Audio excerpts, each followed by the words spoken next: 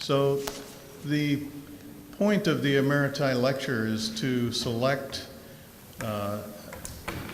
we have 2 of these a year. We select, the group selects a speaker from the Emeriti, and it illustrates to the campus and the community that Emeriti continue to do research and remain active even after retirement. And tonight's speaker is, as you will see, is a fine example of that. This is sponsored by the Emeriti Group, but the funding for it comes from the Chancellor's office. And I'd like to thank the Chancellor for supporting this, and also the reception that follows. I'd also like to thank Kristen Palma from the Special Events group who helped organize this, arrange the publicity, and also the reception afterwards, and arranged to have it videotaped, so it will be recorded for posterity in the library. And some of the previous lectures have actually found their way onto YouTube or on TV afterwards.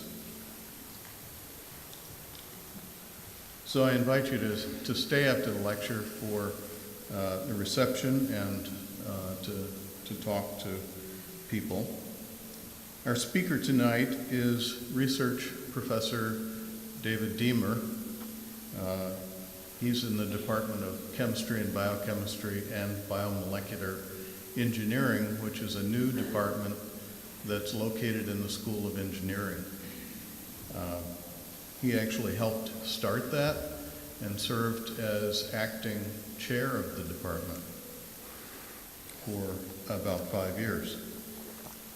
Going back, his undergraduate degree was in chemistry at Duke University in Durham, North Carolina, and then he went on to a PhD in physiological chemistry from Ohio State University in the School of Medicine. So he started out chemically and got more into the biological domain as time went on.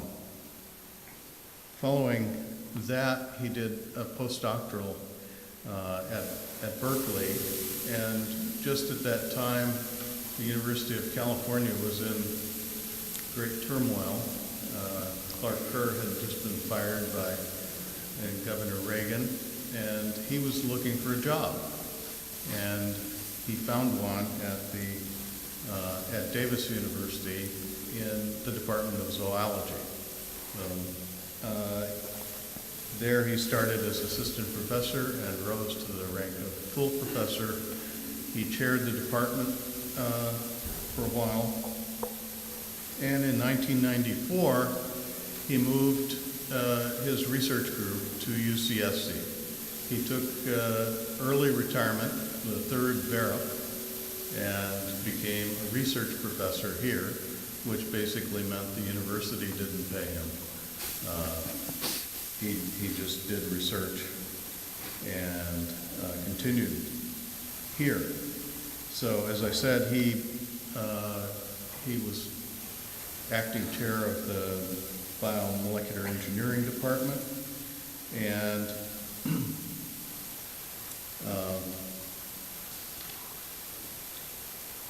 he has continued to have students and postdocs. Since he moved here, he's mentored 9 graduate students and 9 postdocs, as I counted them.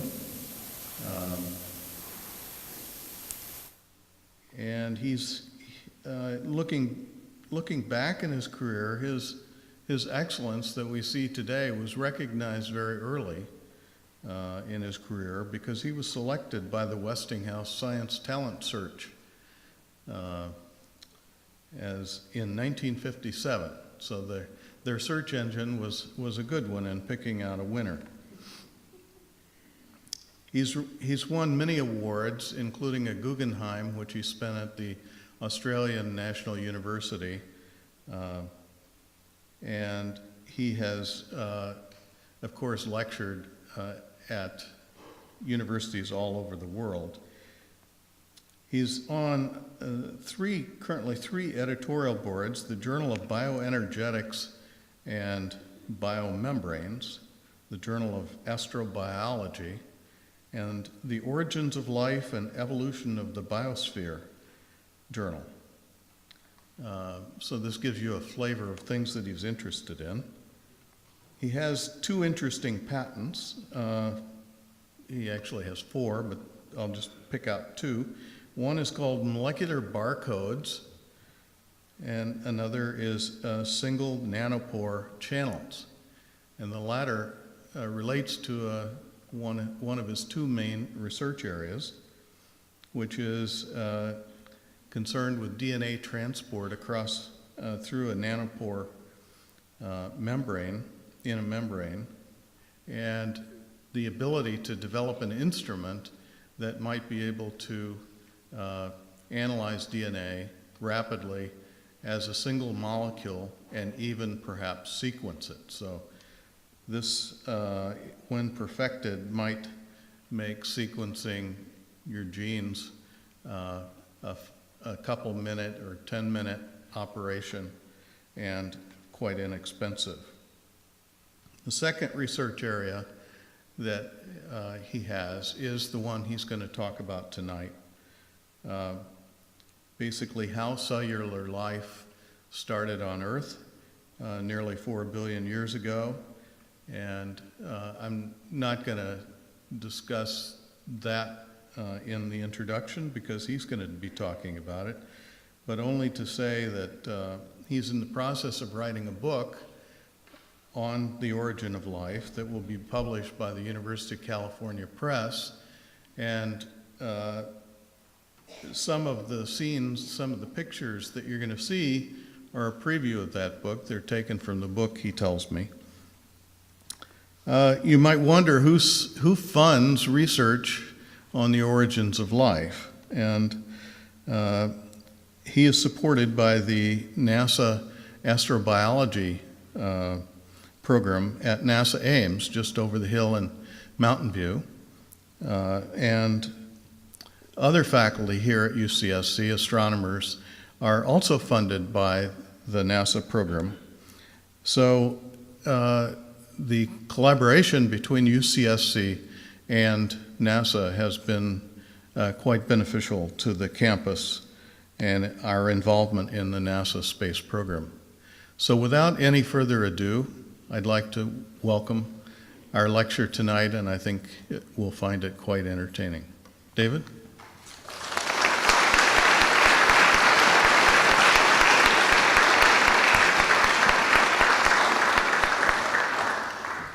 Well, thank you very much for that nice introduction, and thank you all for coming out tonight. It's a pleasure to be here. I'm going to start by explaining that title that you've been reading up there. What was life? What is life? What will life be? Erwin Schrödinger wrote a book just after the Second World War, and the title was, What is Life? Schrödinger was a very well-known physicist, a Nobelist in fact, and he's one of the rare physicists at that time that took an interest in, actually molecular level and almost the atomic level. What is life all about? So that was the title of his book. Francis Crick cited that book as the co-discoverer of DNA as one of his inspirations. However, since Schrödinger's time, we have learned a lot more about life on Earth, and we can begin to ask the question, what was life? Because life had a beginning. We're going to assume that it began on the Earth by the laws of chemistry and physics acting in an environment. We're also interested in what will life be, and what that means is that some of my colleagues, and we're trying this as well, are interested in putting together a form of artificial life. There's a name for this. It's called synthetic biology. And toward the end of my talk, I'm going to show you the progress that's being made. We're getting to the point where we think that we're getting pieces of the life process put together in a cellular compartment, and I'm going to show you some images of that. Well, what about this word astrobiology?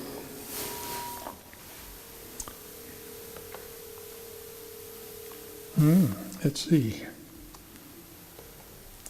Come on, let's go. There we go. That is a strange word, isn't it? Astrobiology. When this word first came out in about 1997, it was invented, in a sense, by the NASA administrator, Dan Golden, in collaboration with Wes Huntress, who was one of the people involved at the administrative level at NASA. And they made up this word to take account of the fact that this Mars meteorite, you remember that? Mars meteorite had been reported by NASA scientists to have fossils of microorganisms left over from perhaps life on Mars. That made a huge impression on the American public and on the world public, because for the first time there's a possibility of scientific evidence of life elsewhere. Well, NASA is nothing if not driven by curiosity science. In other words, it's the only funding agency that gives money to these sorts of research projects. So they invented a new field called astrobiology, and they put money into it. The first dollop of money was something like $10 million. It's given out in competition to astrobiologists like myself, who would put together teams and make a proposal for a research effort at their campus. Now, my biology colleagues sort of sniffed at this. They weren't very impressed by astrobiology, and they pointed out that if you took the bio out of astrobiology, it was a little bit more, what they thought the flavor was. However, we persevered, and I am happy to say that I am, in fact, on the editorial board of a journal that started up a few years after that name came along, Journal of Astrobiology. So this is real stuff, real scientists work on this. And scientists are attracted to new money like bees to honey, and we really have a lot of good people now working in 13 centers all over this country with some international connections in this new field of astrobiology.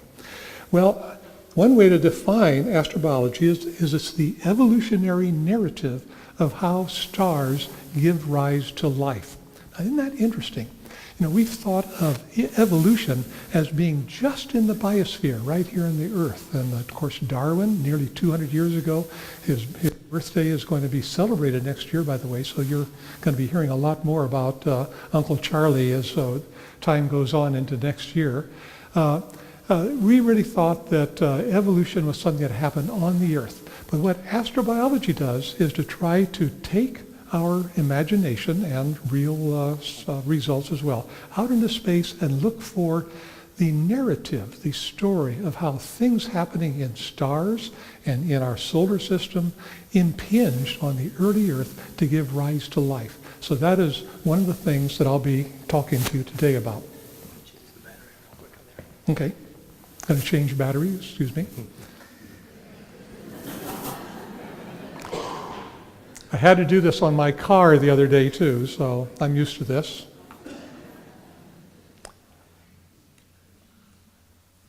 My fault.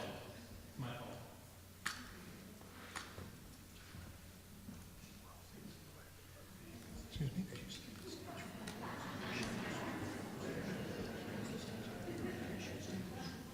I'll stay close to the podium. Okay, all fixed up and got some more voltage going, I guess. Well, another way to think about astrobiology, however, is that it is the fact that hydrogen is a colorless, odorless gas that, when given enough time, changes into people. Yeah, well, you think that's funny, but it's the truth. And what I'm going to do tonight is to try to carry this story right from the beginning of time, beginning of our universe, on through to what we are here in the biosphere today. So that's really what I'm going to try to do for you. One of my boyhood heroes was George Gamow, and I didn't know how to pronounce his name, so he was George Gamow to me for many years until I learned a little bit better about pronunciation. He wrote a book called 1, 2, 3, Infinity, and I was a teenager. I read that book, and it was just great. I loved his ability to explain rather complex scientific results for people like myself, just a teenager. Well, George Gamow conceived that the universe might have a beginning. And he was one of the first two people to think along this line. And he really published this, and he made some predictions about the fact that if there is a beginning of the universe, you can predict certain things that are testing this idea. Fred Hoyle was a contemporary, and he did not think much of the idea of a beginning of a universe. In a radio show, he referred to it jokingly as the Big Bang, and the name stuck because Gamow's predictions pretty well came true, and the consensus now is that it is not a steady state universe that we live in where everything has just been the same infinitely back into the past and into the future, but in fact that our universe seems to have had a beginning. We call that the Big Bang. We can get a pretty good estimate of how long back in time this is. It's about 13.7 billion years is the latest estimate of this. And what you notice is that after the Big Bang, nothing happened for quite a while until about 400 million years later, when finally stars began to form. And the stars, of course, began to cluster into galaxies under the forces of gravity. And then through time, from that period to now, we have the universe that we live in. Our sun came into being right about here, about 5 billion years in the past. And we have a few billion years to go, so don't worry, we're still okay. But in fact, there is going to be an end to our sun, and you're going to hear about that in just a few more minutes. Now I want to talk about the elements of life, because we have to, part of understanding how life began is understanding where the elements came from and how the elements turned into molecules and how the molecules turned into living organisms. So these are the elements we call the biogenic elements, because they make about 99% of a typical living cell, of the mass of a living cell. Of course, hydrogen and oxygen are there as water, so that's a lot of mass. Carbon is there in virtually every organic biochemical that is part of life. Nitrogen is very much part of amino acids. Sulfur is also in certain amino acids, and phosphorus is in nucleic acids. So these are the compounds, the elements that give rise to life. Where did they come from?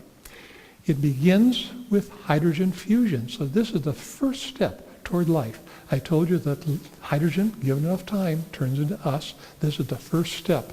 It's still going on. We know now that stars and our sun run on the energy of fusion that has to have temperatures about 10 million degrees to occur in a star when it begins to shine. And that hydrogen then turns into helium and releases a huge amount of energy. This is the most energetic physical process we know about. So here are 4 hydrogen nuclei, a very tiny little thing called a proton, and those 4 fuse at these temperatures into helium, and they release fusion energy. Just over the hill in Lawrence Livermore right now, scientists are trying to put together a simulation of this. There's going to be a whole bank of lasers focused on a little bead containing some isotopes of hydrogen. They hope that when they turn those lasers on, we might have a controlled fusion reaction that we can use as an energy source. Okay, here's the story. After millions to billions of years, depending on what kind of star it is, stars run out of hydrogen. They get much hotter, they shrink down, they condense, the temperature goes way up, 100 million degrees, and other fusion reactions begin to produce heavier elements, such as the biogenic elements that we're interested in. This is what our Earth and the atoms in your body, the atoms in the biosphere, that's where it comes from. Finally, a star undergoes an explosion which ends its life, and the elements are injected into the interstellar medium as dust and gas. Okay, now get ready, because here it comes. This is the Crab Nebula. About 1,000 years ago, Chinese astronomers recorded the original supernova explosion that now has resulted in what we see here as the Crab Nebula. This is several light years across. This is a composite of 3 different space telescopes. One that shows us the X-rays being given off by that original explosion.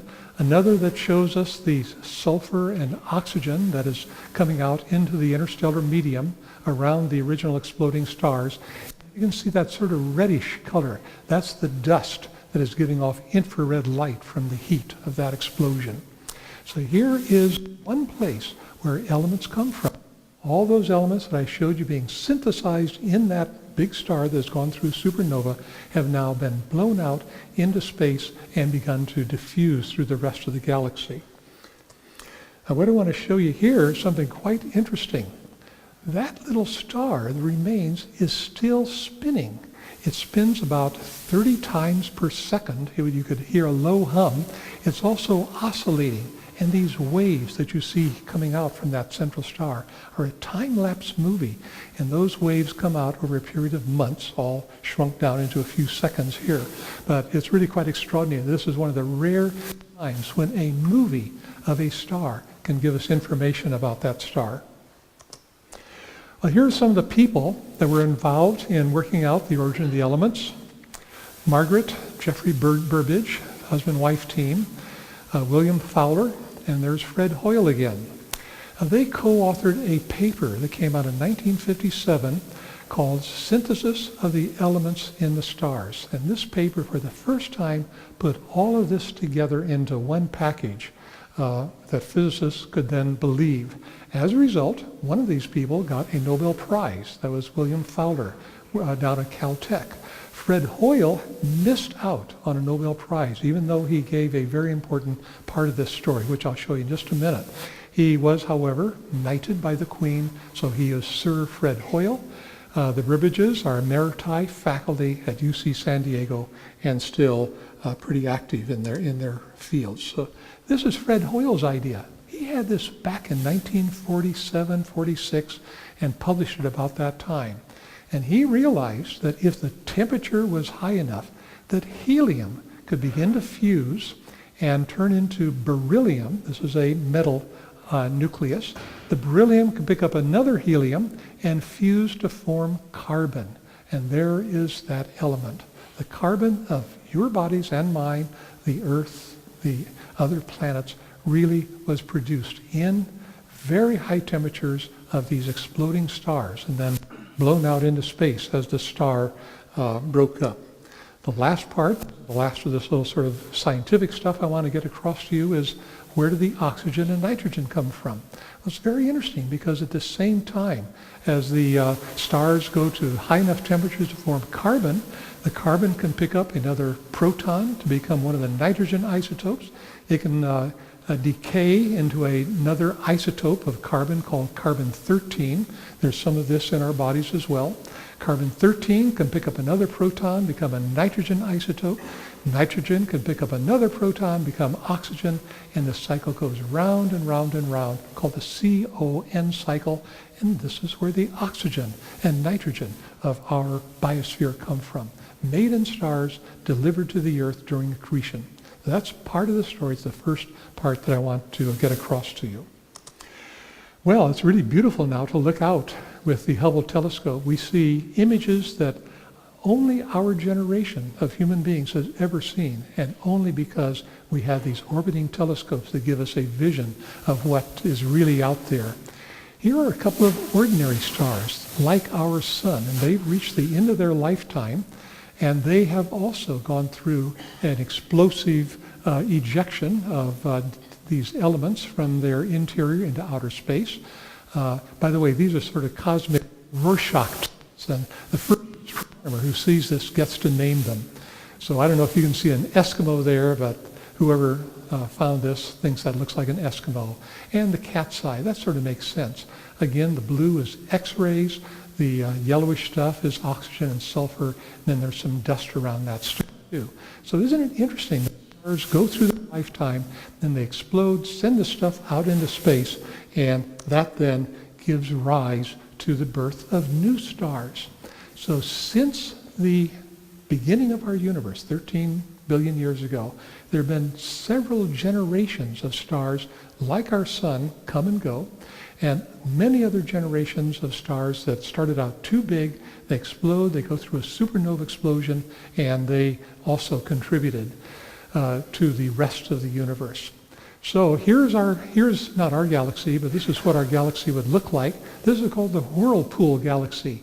And you're all familiar with the fact that this light is billions and billions of stars, as Carl Sagan used to say. 100 billion stars in our galaxy is one estimate. But what I want you to notice is this dark stuff here.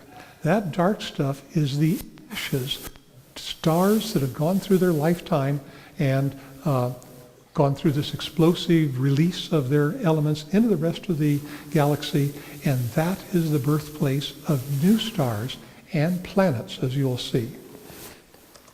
So here is a sort of a close-up view of one of these. If we look deep into this with a telescope, we would see what we call a molecular cloud. It's a star-forming region. There's going to be a star starting up right there. That we have seen some stars now going through this process. Here is one such star. You can see this kind of disk of dust and gas that from which the star is drawing in the mass that is going to give rise to that star. You can also see the star beginning to shine on the dust around the edge here. Finally, out of that comes a solar system, and I'm going to show you how that happens next. This is what a dust particle looks like. I've been telling you about dust in our galaxy and the kind of dust that brings stuff to the Earth when the Earth was forming. This is about the size of a bacterial cell, micron dimensions. This might be 10 microns across is my guess. It's nothing but a silicate mineral. It's kind of glassy stuff. Silicon, oxygen, that's silicate. So it's a glassy mineral. And then on the surface of it, you can't really see it here, but on the surface there are accumulating layers of organic compounds. And that is a key to much of what I'm going to tell you now for the rest of my talk. And that is that organic compounds can be made in these intermolecular clouds, these interstellar molecular clouds, made by photochemical reaction of UV light, ultraviolet light, with the stuff that is accumulated on these dust particles. So some of the molecules that are delivered to the Earth, in fact, were made under these conditions. So let me go a little bit further here. This is really a beautiful image. This is a teacher's delight because it shows everything that I've been telling you about.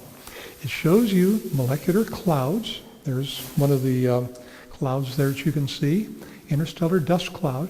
You can see another one up here, and these are being illuminated by the light of these new stars that have just formed recently in this particular region of our galaxy.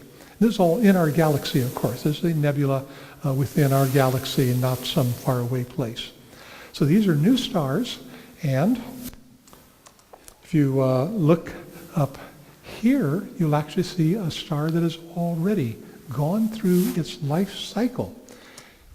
It has already exploded, and here's a ring of material coming out from that exploding star, and a couple of puffs of new ashes and dust that you can see coming out from either end of the star. That's probably the axis of rotation you see here. The last thing I want to show you here, though, is this guy. Take a look at that. That is a solar system 2b. It is a dusty star. You can sort of see the dust around here. And in the interior of that dust, lit by these other stars, and probably pretty soon by the interior star there, is the dust that's going to turn into planets. So let's talk a little bit about that. This is an image out of a recent Scientific American article by Doug Lynn, who's one of the great astronomers we have here at UC Santa Cruz. And he's interested in planet formation. He's using computers to visualize what happens during planet formation. So in these sorts of computer simulations, what you do is to put into the computer's memory a whole set of particles, literally thousands of individual particles. Then you start them spinning, and then you let gravity interact between those particles. And what you discover is the particles begin to aggregate into these swirls you see here. The swirls get thicker and thicker and finally break up to form these planets that you see here. Now I'm going to show you, I think, the next slide. Let's see, I might have to, yeah, here we go. This is a little cartoon of what I've just shown you. You see a rotating cloud as one of those molecular clouds. Here's a solar nebula. This is a rotating disk. You're going to see the sun up here in the center. See how it's pulling stuff in? That's how stars get born. Now you're going to see planets begin to form from the extra dust around this star. The light of the star begins to blow away the dust particles from around the sun, leaving behind the planets in orbit around that star. Now, this happens all over our galaxy. We now know of well over 100 stars that have planets surrounding them. We call these extrasolar planets. So this is a process that is ongoing in our near galactic neighborhood, and of course we think that something like this happened when the Earth was born. I'm going to show you another little movie picture, a cartoon, and what you're going to see is the Earth as it was very early in its history, maybe 1/100th of its present size. And you're going to see meteorite strikes hitting the Earth because this is how planets grow, at least terrestrial planets like ours.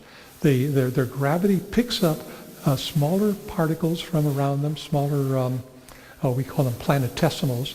Those crash into the surface and produce the ever-growing planets. So you see there, you see these flashes. Notice this is turning a little bit. The artist has shown the turning, and each of those flashes is adding mass to that early version of the Earth.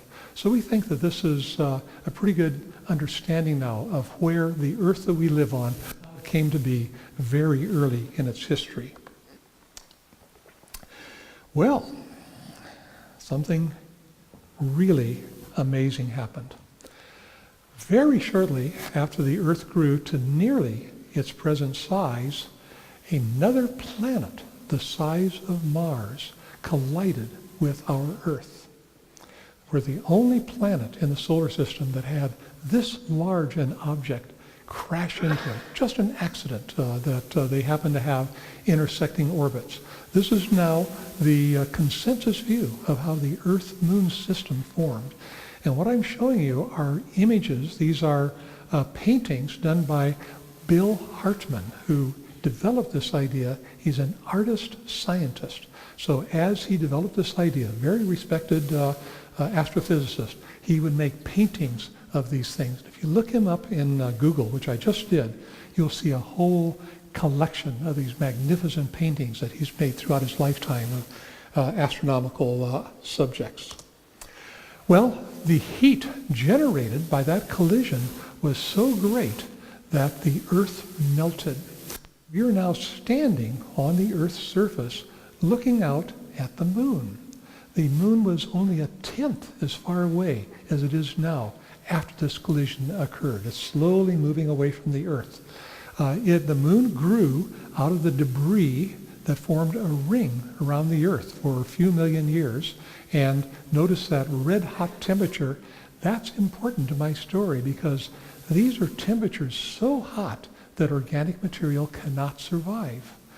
These are called pyrolytic temperatures. That means to break up with fire.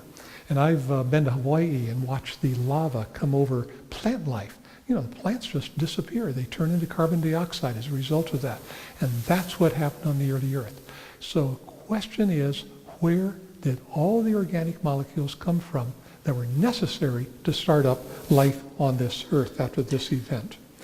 And the answer is, at least in part, that they were delivered to the Earth by the infall of comets, meteorites, dust particles, all of which brought organic carbon molecules to the Earth again. Now, some of you probably remember from your college years that we had another idea, though, that all the organic molecules were made at the Earth's surface. This is Stanley Miller's idea. Stanley just died a couple years ago. I knew him pretty well. He's done at UC San Diego, very respected scientist. And he and Harold Urey, during his graduate career, worked out a chemistry of molecular origins such that primitive atmospheres would turn into organic compounds. Well, the problem is that we now know that the early atmosphere was mostly carbon dioxide, and they thought it was ammonia and methane and hydrogen and water vapor, but it wasn't. It seems to have been carbon dioxide, so we were looking around for other ways to get organic carbon to the Earth, and this is what we've come up with. By the way, this idea has been around for a number of years. It's not my idea. Carl Sagan has been involved in this. Del Sim has been involved. John O'Rourke was the first to suggest this, that organic compounds were delivered by cometary infall. So here's another Hartmann painting showing a comet striking the moon and leaving craters that we still see today. You know, we're really confident about this story because we can look at the moon and see the craters that also would have been produced by impacts on the Earth. Here's a comet hitting the Earth. Here's another comet hitting the Earth. Here's that debris ring out of which the moon grew. And next time you look at the ocean, keep in mind that our best estimate is that it's about 10% comet water. So oceans are 10%. The mass of the ocean is comets, and comets are about 10% organic material. So as comets slammed into the Earth, we really think that they delivered quite a dose of organic compounds to the early Earth. These were then involved in life's beginning. So let me just summarize what I've told you at this part of my talk. Here are the dust particles of intermolecular clouds, interstellar clouds. There are ice mantles on these grains. The ice contains water, methanol, carbon monoxide, and ammonia. We know that from radio astronomy results. We also know from laboratory results that if ultraviolet light hits this mixture, it turns into things like amino acids, ketones, amides, quinones, and amphiphiles.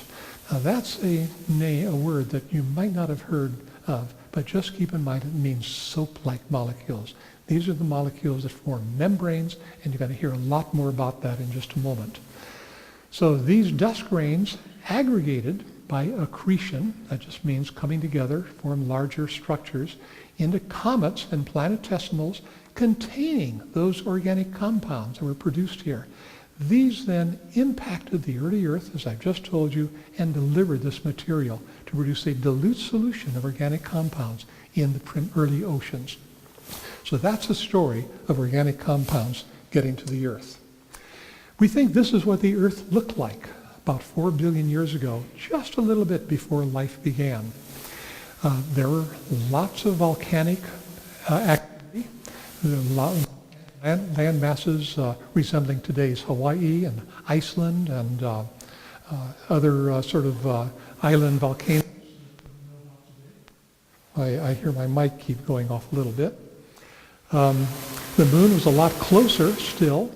The ocean was probably pretty acidic compared to today. It was salty, and the atmosphere was carbon dioxide.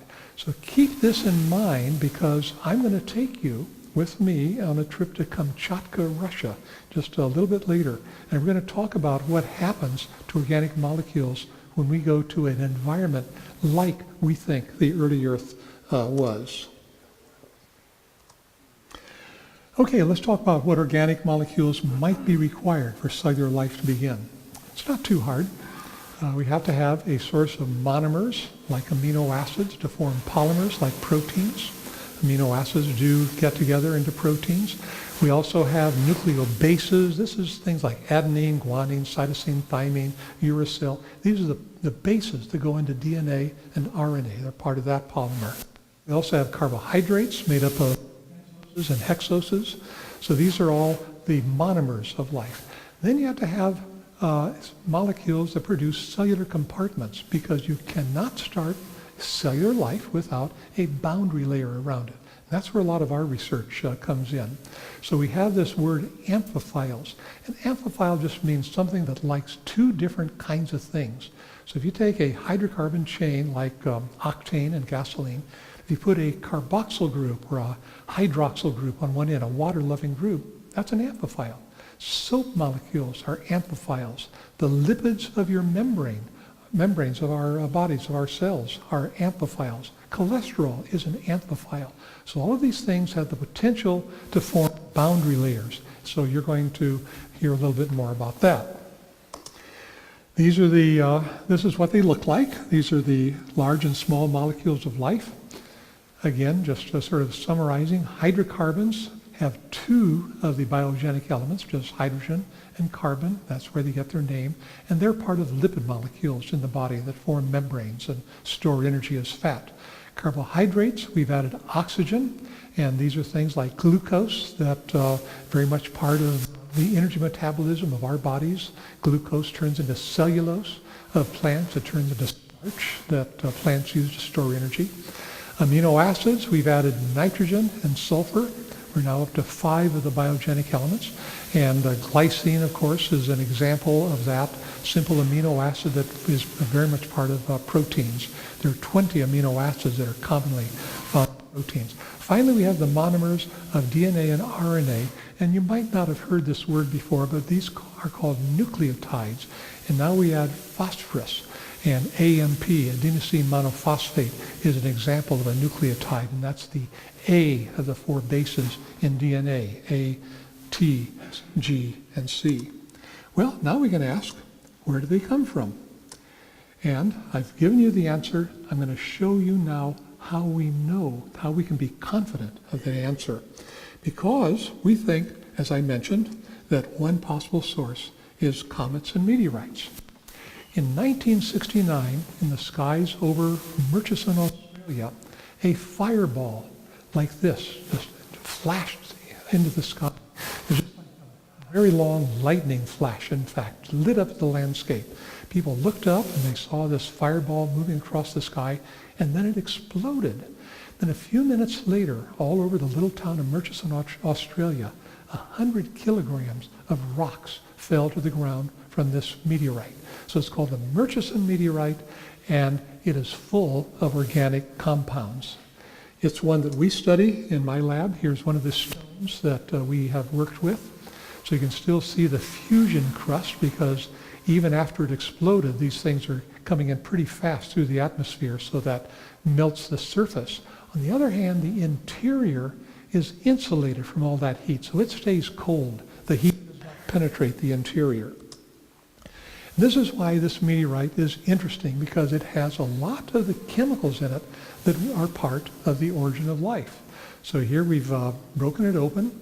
We discovered that the insoluble polymer called kerogen, which is kind of a coal-like material, just a polymeric stuff, not really very interesting, about 1.5% of the total mass, and about a few percent of that is what we call soluble organics.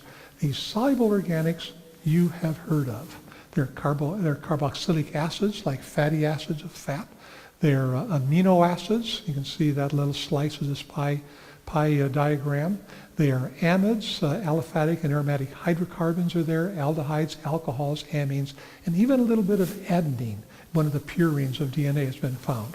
So this is why we think that we're on the right track when we imagine that a lot of organic material was delivered to the early Earth, because it's still happening. We can go out, pick up these meteoritic fragments, and measure the stuff in the meteorite. So I'll just take you through a few images that will show you why I think this is important. This is another of these meteoritic stones. We've broken it open, by the way, and you can sort of see the interior. This is very primitive stuff. It's never gone through geological processing. So it's never seen a volcano. It's never been pressure cooked or anything like that, like other minerals. So it's very primitive. We also know that it's about 4.57 billion years old, because other people, not my lab, but other labs, have measured the uranium to lead isotope ratio in this meteorite and other meteorites. And the number they come up with from the decay of uranium into lead, we're which has a half-life about 4.5 billion years, is this number, 4.57. So we take that as the age of the solar system. The Earth is a little bit younger than that.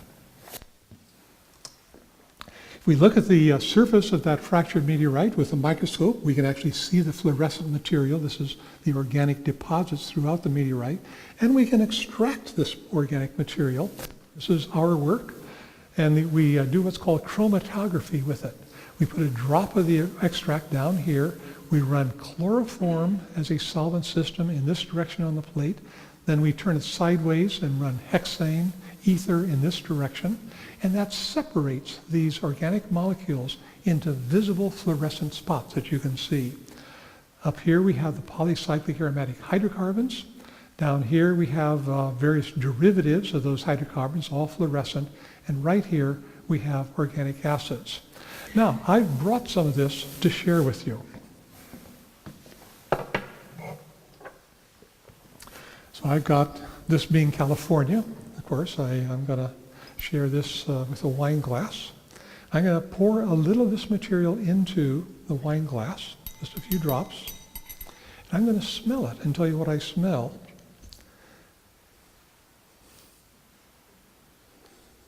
Wow, this is a very distinctive aroma. It's dusty, it's oily, kind of sour. It's all those things that we've extracted from the meteorite. So this is the stuff I now have circulating in my bloodstream, ancient organic compounds that were around before the Earth was born. Now, a couple of my colleagues in chemistry, Phil Cruz and Ted Holman, make wine, and they will tell you that 4.57 billion was a very good year because that's where we all come from. Now, you get to smell it too. So I brought a little closed container of this. And I want to warn you, I guess stay back here to stay in the light. I want to warn you that this is the stuff that's in tobacco smoke. It's polycyclic aromatic hydrocarbons. It's much of what you'll smell, along with a little bit of acid and oil. So if you don't like the smell of cigar butts, you're not going to like this smell. So don't smell it. So, take that little word of advice. But you can kind of look at it. It's a yellowish color because the polycyclics in it. And if you smell it, you'll smell a smell 4.57 billion years old. So why don't you smell it and see if you agree. What do you... Smells like cigarettes. Yeah, it really does. So this is polycyclic aromatic hydrocarbons, very common compound in the universe. And as I say, it's really fun to share this because it's rare. You are a very rare few people that have ever smelled this aroma of outer space.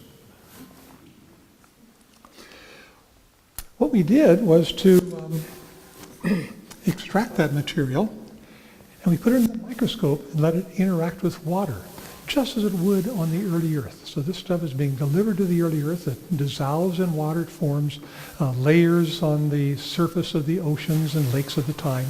And we found something very interesting. It forms membranous vesicles. These are real membranes. This is the organic acid portion of that chromatogram I showed you. They're real membranes. They can capture molecules like fluorescent dyes, so we can see that there really are an inside and an outside.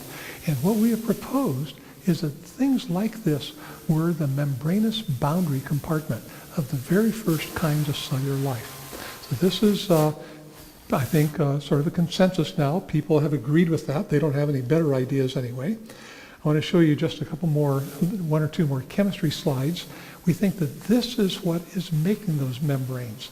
These are amphiphiles called fatty acids. You would know these as soaps. And these fatty acids have the ability to assemble into membranous structures. And the reason they do that is that they form bilayers. So the membranes of every cell, there's 100 trillion cells in the human body. Every cell is composed of a lipid bilayer as its boundary membrane. So here's one layer, here's the other layer. This is all water, all these little red H2O groups on either side. And here I've superimposed a molecule called a phospholipid to sort of let you see this in 3 dimensions.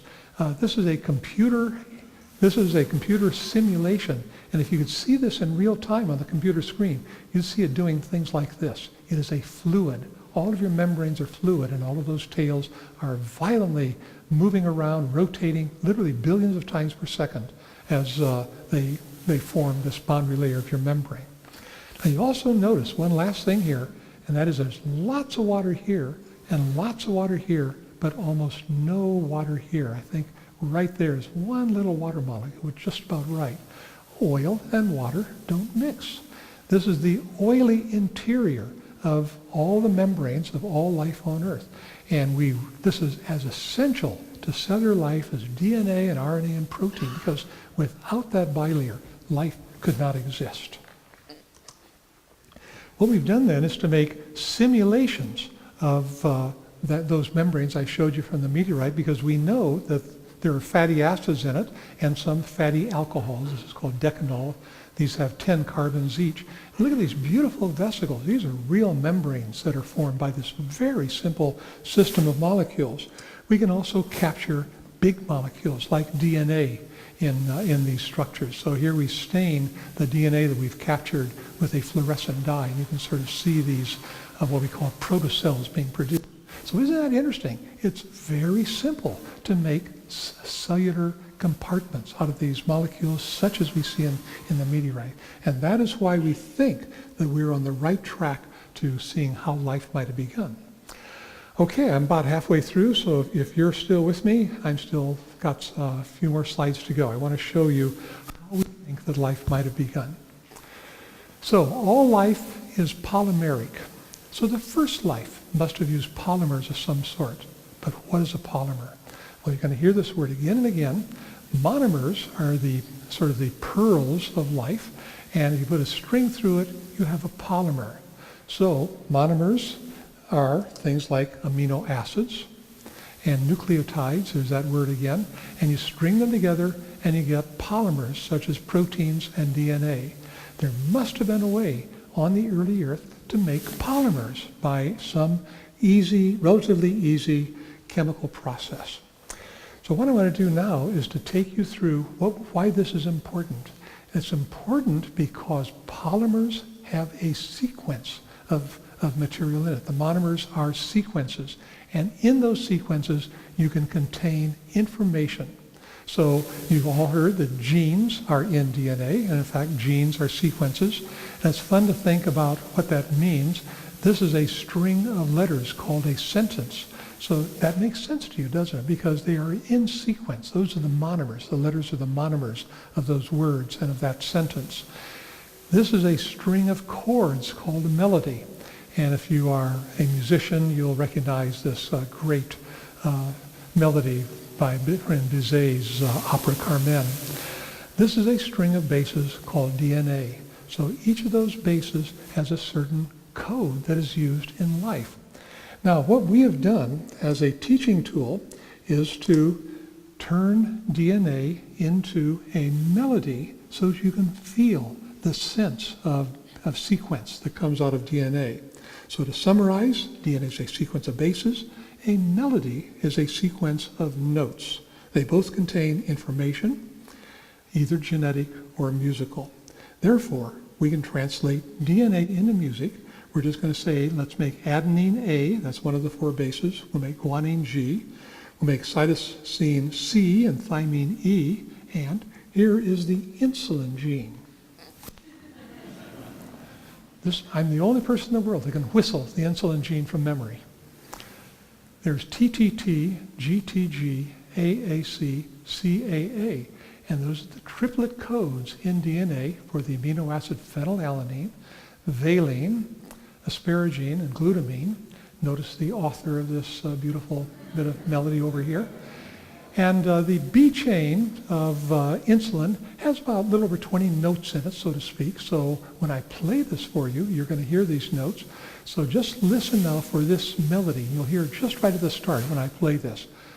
Bum, bum, bum, bum, bum, bum, bum, bum, bum, bum, bum, bum. So there's the first 4 amino acids and the first 12 notes. Okay, here we go. Listen for it.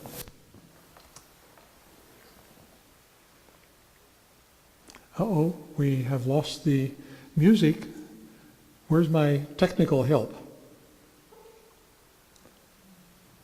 Everything's on up here. Jeff, it's got to be on the computer. What happened? It's really fun to listen to this. I hope we can get it to go. It's got to be the volume on the computer. There we go. Sorry. We'll play it again for you. I'm going to go back one.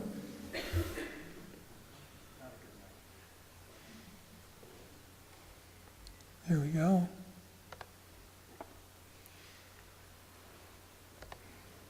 Okay, here's the melody again as music, and here you should hear it.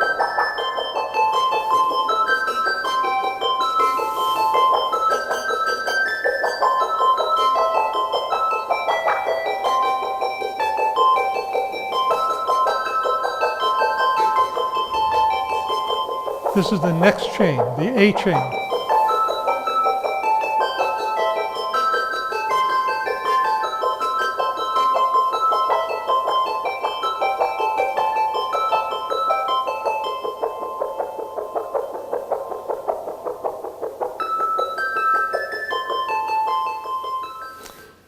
Unless you are a severe,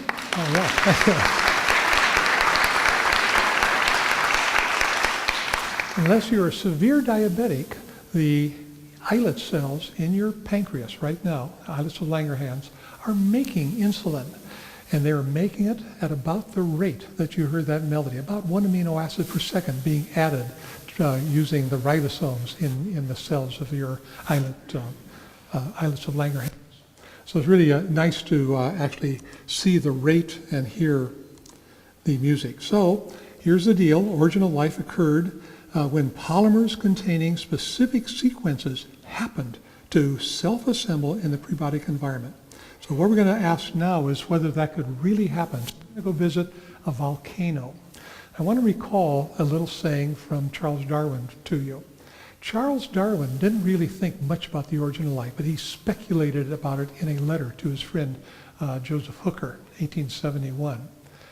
But if, and oh, what a big if, we could conceive in some warm little pond with all sorts of ammonia and phosphoric salts, light, heat, electricity, etc. present, that a protein compound was chemically formed, ready to undergo still more complex changes.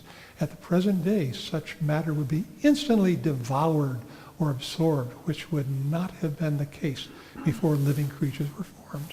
So here's this great mind thinking ahead in an almost prescient manner about how life might have come to be. He knew about proteins, but he didn't know about amino acids. He knew that probably nitrogen was there, and he knew that phosphate was there. But notice he doesn't have carbon there. So he had really no knowledge of the chemistry of life that we do today. Well, we're going to honor Darwin. This is the 10-pound note of the Bank of England. And of course, he was English.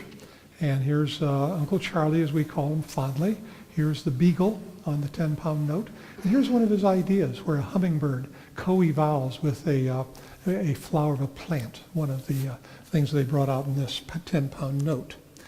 Well, I told you that the Earth was warm, and in fact even hot at the time of life's beginning. It was volcanic. There were oceans, without doubt. There was a carbon dioxide atmosphere, and there was no warm little ponds, but there were hot little puddles. And in this image from the Smithsonian basement, we see a boiling puddle.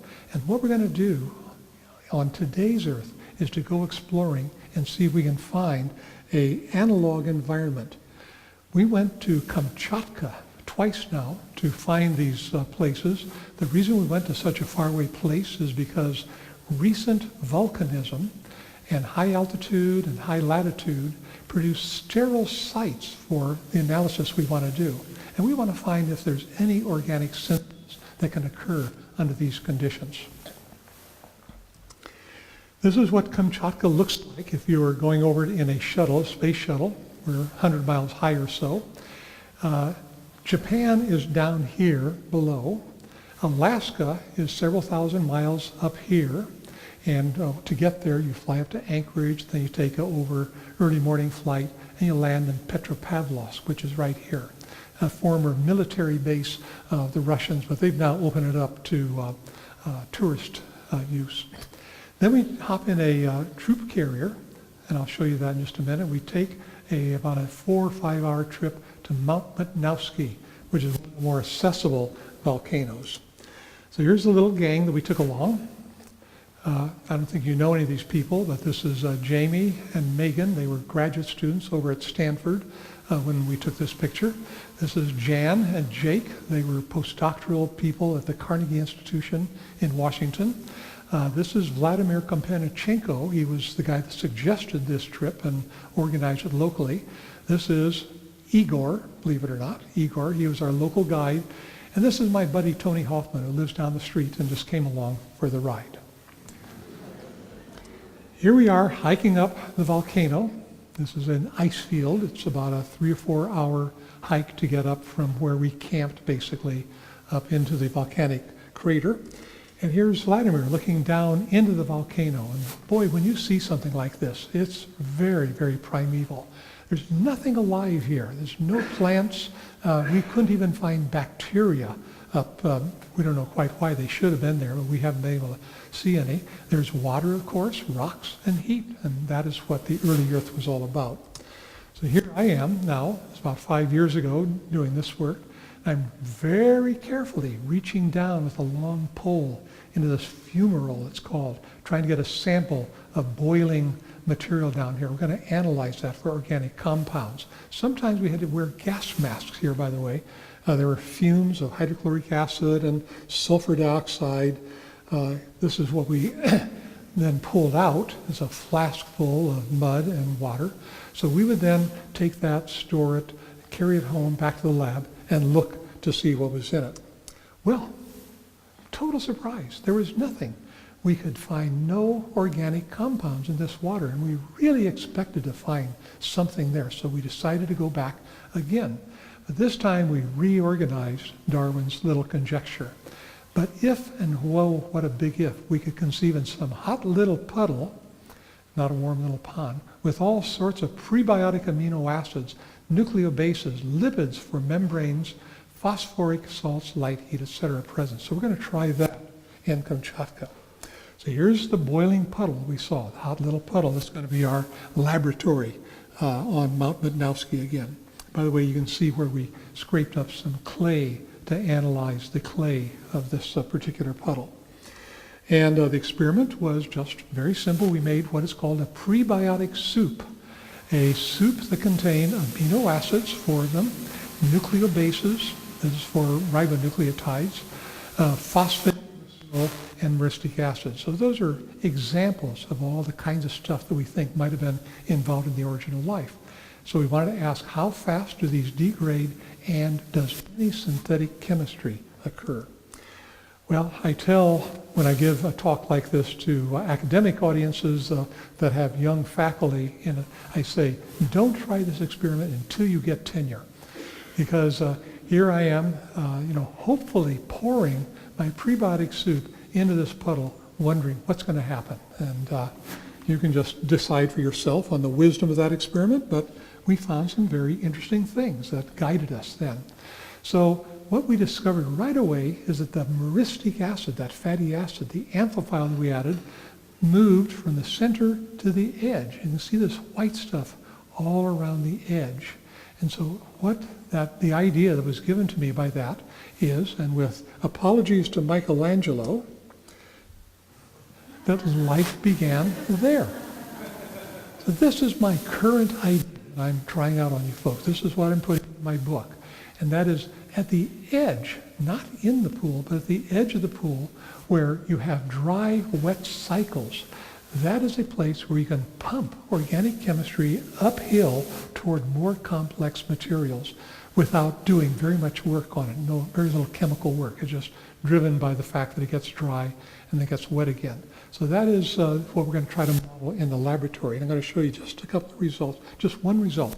This is the only technical slide I'm going to show you, and it's very easy to understand. I won't go through it in any detail, but every place that you see black stuff, that is a radioactive RNA that has been synthesized in the laboratory under the simulated conditions of that pool. So we really think we're onto something. Look at this. You just see all that black stuff there is RNA that's been synthesized under various conditions. So it really does work. We can make a long molecule of one of the primary molecules of life just by putting it into this simulated environment and pumping the system by cycles, wet-dry cycles. Okay, well, let me just finish up here. This is what I think happens.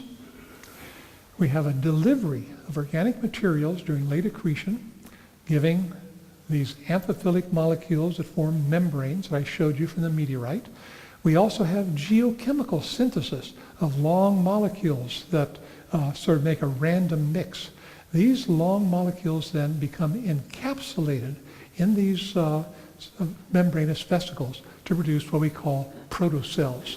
So that is the start toward the origin of life, the first step. Do I have another 5 minutes, do you think, Todd, to finish this up? Okay, let me just hang with me a little bit longer. I'm going to show you how we and others are trying to make artificial cells, and then we're going to finish up. So let's start with some ribosomes that these are the protein synthesis structures in life today. So we can isolate these very easily.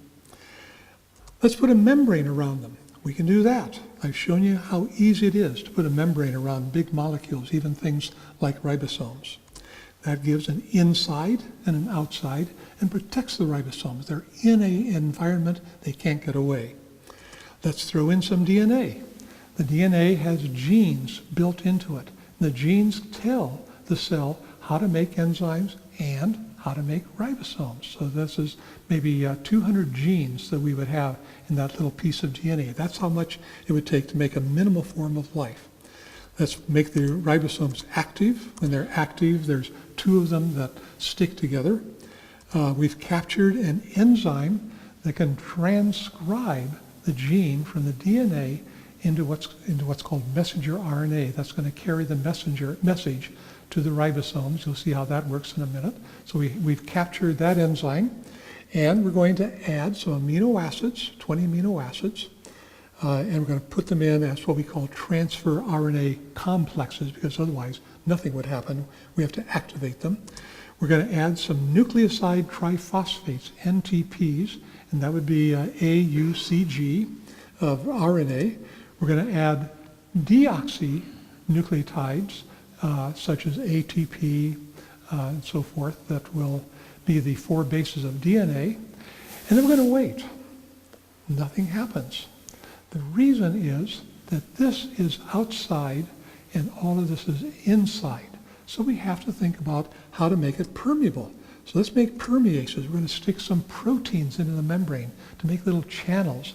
And this then will finally allow stuff to get in. At that point, everything starts. The RNA polymerase begins to make RNA. That's that little red thing you see coming off there. The RNA goes off to the ribosomes, begins to be read by the ribosomes. The ribosomes begin to make protein. There you have that. And the cell begins to grow. At least the stuff inside begins to grow. We can't leave the DNA behind, so we have to add a DNA polymerase. And the DNA polymerase, using the deoxynucleotides, can make more DNA. You can see that we're sort of doubling up the amount of DNA. We can't leave the membrane behind because that's got to grow, so let's add an enzyme that'll make more membrane. And we can do every one of those steps. In my laboratory, we would be able to do this. Is it alive? No. And the reason is that we don't know how to make the ribosome. We can have the genes up here, but getting those genes to systematically produce the proteins and the RNA for ribosomes, nobody's done that yet. Very complex sort of thing to try to do. Maybe it's possible, but not yet. The other thing is that there's no control here. All of these things are going on without any regulatory feedback mechanism. So this thing will just kind of grow and flop all over the place. So it's not alive yet, but it's a pretty good step toward life. Here is a paper that did pretty much just what I told you. It captured some ribosomes in vesicles. You can see those little black dots in these vesicles here. In fact, we made these just to prove it could be done. So these are vesicles with the ribosomes. They added a messenger. They added amino acids and ATP inside this vesicle, and you got a little bit of green fluorescent protein, which is the fluorescent marker to show that they were making protein. They very cleverly made a channel protein called alpha hemolysin. This then went to the membrane, put a hole in the membrane, and let more amino acids and ATP in. And these little guys went for about 4 days. At the end of that time, they were filled with a glowing protein called green fluorescent protein that is used in these kinds of experiments. So that was pretty impressive. That made a lot of news when it happened. So the origin of life must have even been simpler. You can't start with something like this. You can't start with ribosomes. You've got to start with a much simpler scaffold of life, maybe catalytic RNA. In fact, some people have suggested that we actually went through an RNA world, so that the chicken and the egg didn't come one after the other. They came together because RNA can make both catalytic functions and can carry genetic information. So some of my colleagues are trying to make this work in their laboratories. This is what it's going to look like. This is what the RNA world would look like. This is us. This is our work. We've put an enzyme in these lipid vesicles that can make RNA and got it to work. And you can just see the RNA glowing because we've stained it with the dye that makes it fluorescent. So I think this beginning of life might look like just sort of cellular structures of different sizes, all competing for nutrients and energy. And at some point then, one of these guys came alive. So in my talk, hydrogen to people, I've shown you how we can get up to protocells. The protocells turn into bacteria, first forms of real life for bacteria. And the bacteria slowly got their act together and over several billion years came up to life today. And this is my daughter, Austa, my daughter, Stella, and I truly believe that they are made of stardust. Thank you very much.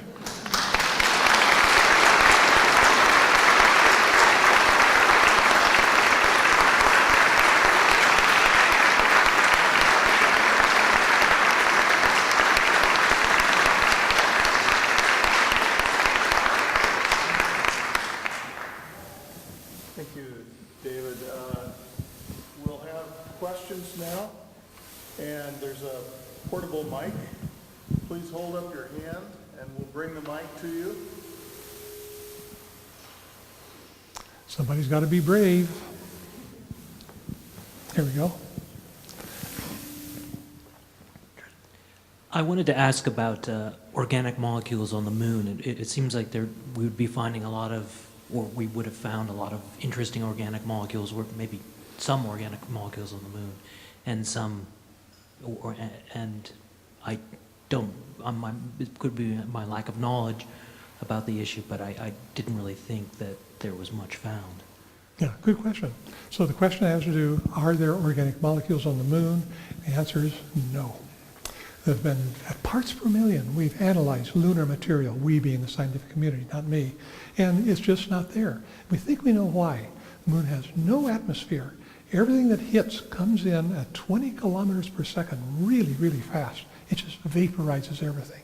Furthermore, the moon has very low gravity, so anything that vaporizes just evaporates, it goes away. We might find a little residual stuff if we could dig down deep into the lunar crust away from all this pounding that the moon has gotten over its lifetime. There are organic molecules on Mars. We have Martian meteorites. We've probably a dozen or so.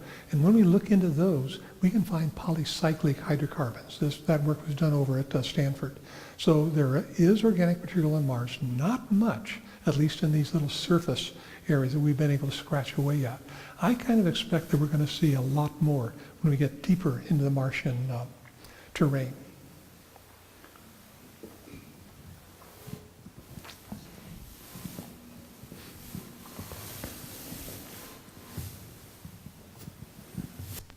Thanks. Hey, Dave. Do you Are you excited by the prospect that any of what you're describing might possibly be happening now on Titan?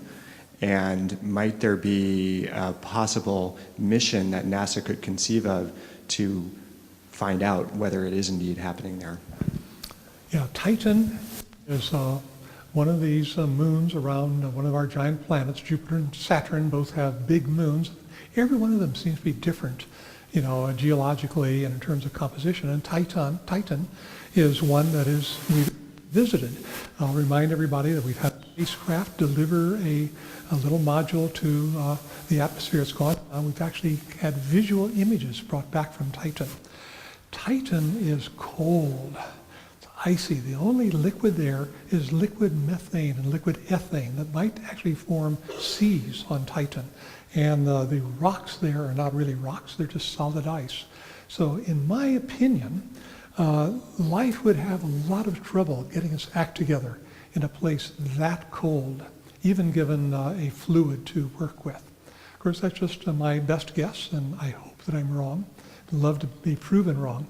We think of Titan as a prototype, really primitive Earth, you know, well before Earth came to be as a planet, and that the chemistry that goes on there, we certainly know that there's photochemistry in the upper atmosphere. It's got a slight yellowish orange color, in fact, from this. And so we think that some of the chemistry would be very interesting, but probably not leading to life.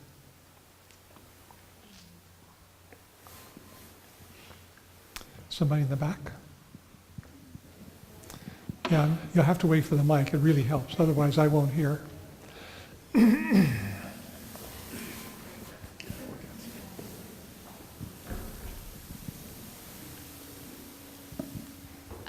Where did organic compounds come from in the first place? How did they get on the comets and meteorites? Oh, okay. Question on how did the organic compounds get to the comet? Remember I told you about the dust particles. Those have that layer of ice. The ice is acted upon by ultraviolet light that makes photochemistry occur, and you get complex organic molecules piling up on those dust particles. Dust particles aggregate. The ice turns into cometary ice, for example, or meteoritic ice. And so all that organic stuff comes along when the dust particles bring it into the comet or meteorite, or asteroid, in fact, from which meteorites come. So that's where it gets there in the first place. I might add that we have radio telescopes. We can point into these molecular clouds, and we can actually see spectra from the organic material that's accumulated in the clouds. So it's there.